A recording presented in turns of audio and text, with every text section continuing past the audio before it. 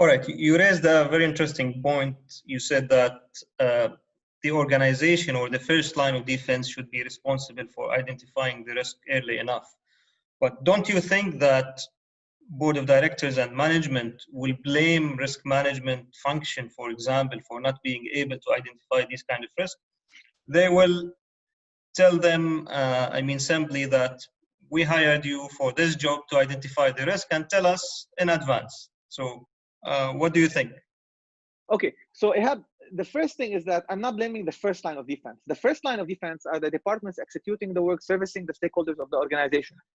And I wasn't actually blaming the board and the senior management, but what I am saying is, since they are the owners of the risk, so the first question you need to ask, why internal audit or risk management didn't pick up? But it's the first thing is that why the owners of those who have ownership of risk, those who are setting the strategies of the organization, didn't act on the possibility of such risks before we question the monitoring functions. However, having said that, you come from this profession and so do I.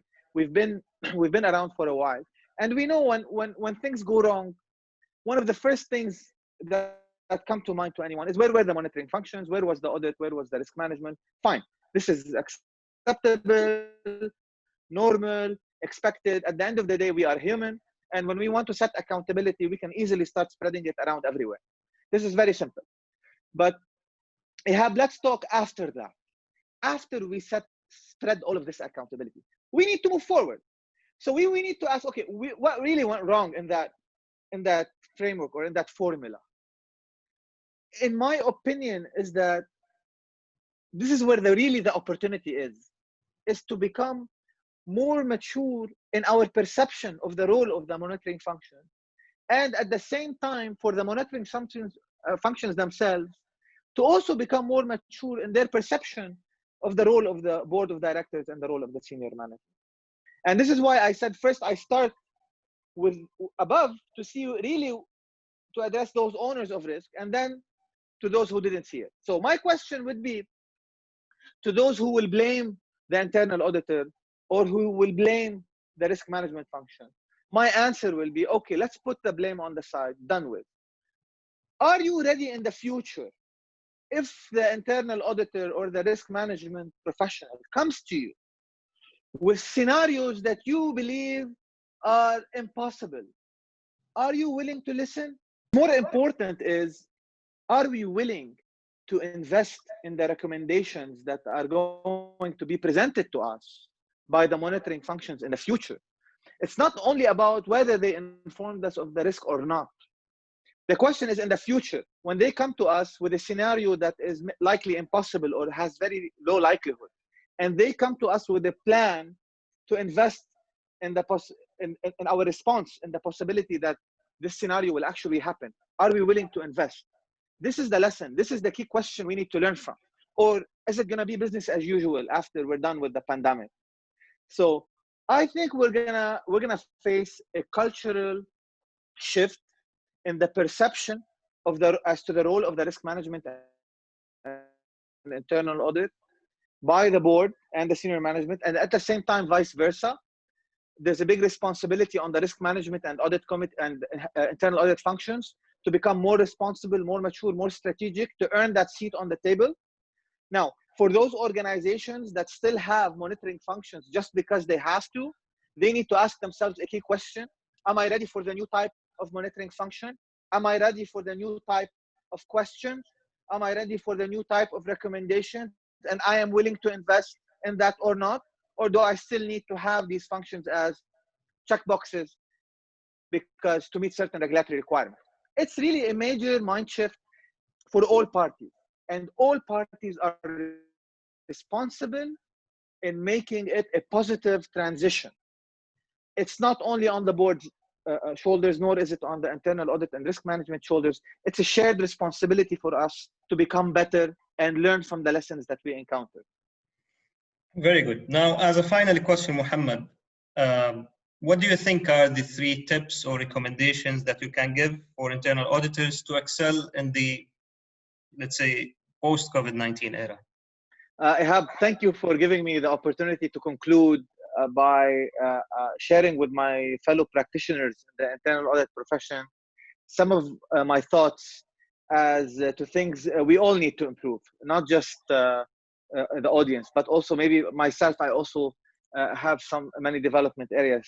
But from my experience, what I believe is the number one thing we need to focus on and we need to change as internal audit practitioners is we need to start focusing more on strategy. We need to understand our organizational strategy. We need to stop seeing our organization as boxes, silo boxes that we need to check and audit. We need to read the strategy, understand it, understand the objective of our organization, understand what really is what is the real value for our stakeholders, so we can align that value with departmental objectives. We need to understand the financial statements. Where are the sources of profitability for my organization? Where are the key expenses, the key costs, the key suppliers, the key stakeholders? If our organization is not in profit, it's a non-profit organization, then what is the key value behind my organization and how can I help them achieve that? This is the new mindset that we need to have. We need to align strategy with departmental, functional, and process objectives. And this is why I mentioned that agile auditing is one of the methods we might be able to do that, but because it gives us some guidelines on how to make that mind shift. Now, another thing, data analytics. We need to forget about sampling.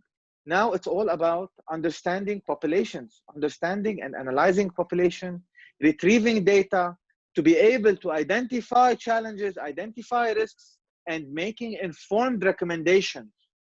Data is wonderful. Data strengthens our implication. It strengthens our case. It gives us a better case in front of the board and the senior management, so we can earn that seat on the table. Also, when it comes to IT is going to be, IT audits are going to change in the future. It's no longer going to be only about security. We need to think IT strategy, alignment of IT strategy with organizational strategy. IT investments and IT acquisitions are a critical part of the way we need to look at things, because they're going to become major investments that our organizations are going to be doing in the future. Also, and most importantly, guys, we need to understand our external and internal context. We need to know our company. In what context is it operating in? What are the challenges facing this context? How will it impact my organization and how will it impact our key stakeholders? So we need to think outside the box, outside the typical internal audit box that we used to think in. This is at a granular level, at the process level. When we are doing individual internal audit reviews, we're going to think about this departmental strategy.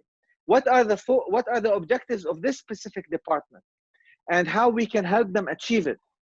So we need to make that mind shift, guys. And we have so much tools, we have so much thought leadership documents that can help us do that. But we need to take that extra step. We need to go that extra mile to help our department assist its stakeholders in achieving their objectives. All right. Thank you very much, Mohamad. Thank you for accepting my invitation again. Thank you, Ihab.